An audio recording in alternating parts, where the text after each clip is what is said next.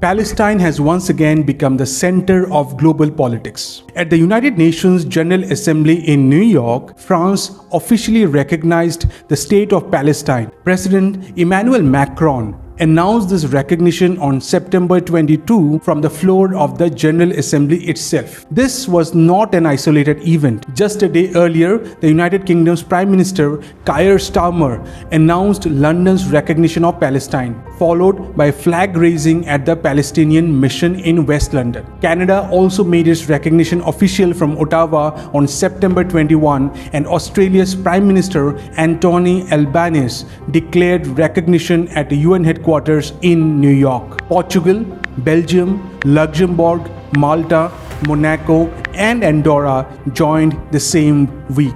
With these steps, many powerful Western democracies moved in line with the 140 plus countries that had already recognized Palestine. But the significance is not in the numbers alone. For decades, most Western powers avoided official recognition, fearing it might complicate peace talks. The fact that they have now chosen this moment shows a deep frustration with a lack of progress and a determination to keep the two-state solution alive. Israel's reaction was immediate and strong. Prime Minister Benjamin Netanyahu called the recognition a huge reward for terrorism and repeated that a Palestinian state will not exist west of the Jordan River. He also promised retaliation, though he did not give details. Netanyahu has said he will decide on concrete steps after his meeting with the US President Donald Trump during the same UN General Assembly week. His language reflects Israel's fear that diplomatic isolation may grow even from partners it once counted as reliable. To understand why this moment matters, we should recall the broader background. The Israeli-Palestinian conflict has lasted more than 75 years. In 1947, the United Nations originally proposed two states, one Jewish and one Arab. Israel came into existence in 1948, but Palestine did not. Wars, occupations, and failed negotiations followed. The Oslo Accords in the 1990s gave hope for peace, but those hopes collapsed as violence and mistrust returned. Today, Palestinians remain divided between the Palestinian Authority in the West Bank and Hamas in Gaza, while Israel has continued to expand settlements and strengthen its control.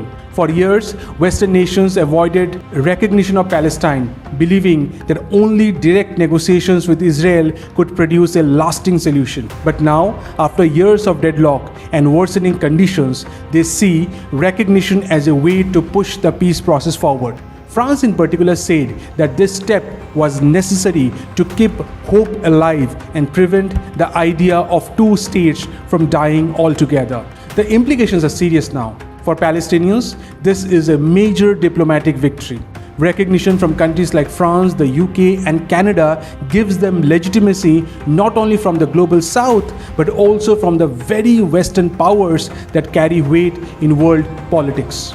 This recognition strengthens their voice at international forums, boosts their morale, and adds pressure on Israel to take negotiations more seriously. For Israel, however, this is a warning. It shows that its traditional allies in Europe are no longer willing to accept endless conflict and occupation. If more European countries follow, Israel could find itself facing diplomatic isolation at a scale it has not experienced before. Netanyahu's sharp reaction shows he understands this risk.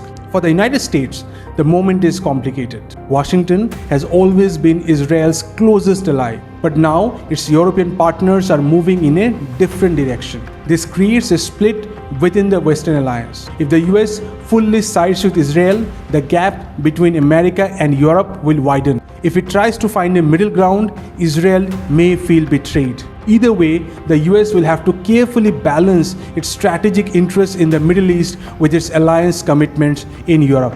The geopolitical consequences go even further. Recognition of Palestine by major Western powers could change the balance of power in the Middle East. Arab states, many of which normalized relations with Israel in recent years, will now face new pressure from their own citizens to support the Palestinian cause more strongly. At the same time, countries like Russia and China, which have already recognized Palestine, may try to use this moment to strengthen their influence in the region by positioning themselves as champions of Palestinian rights. Looking ahead, several futures are possible.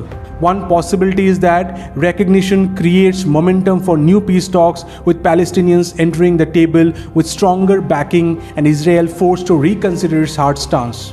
Another possibility is that Israel doubles down, expands settlement, and increases its military presence, leading to even more violence and instability. A third possibility is that global politics becomes even more divided, with the US and Israel on one side, Europe and much of the world on the other, and Palestinians caught in between. In conclusion, the recognitions of Palestine by France, the UK, Canada, Australia, Portugal, and others mark a turning point. They show that patience with the status quo has run out and that powerful nations now believe statehood for Palestine is not only a moral question but a political necessity. Whether this leads to peace or deeper conflict will depend on how Israel, the Palestinians, the US, and the wider international community choose to act in the coming months. What is certain is that Palestinian question, long thought to be pushed to the side, has once again returned to the heart of global diplomacy.